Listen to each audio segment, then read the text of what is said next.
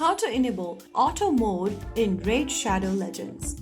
If you're tired of manually tapping through battles in Raid Shadow Legends, then you can easily enable the auto mode.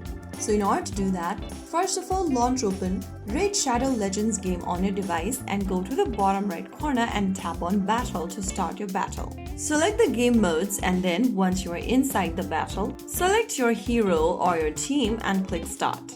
Now wait for the battle to start. Once you're inside the battle, go to the bottom left and tap on the auto button. Once you have this auto button working, you'll be able to automatically fight. Tap it once to let your champions fight automatically. If you want to turn off auto, simply select the auto button once again and you'll be able to turn off the auto feature.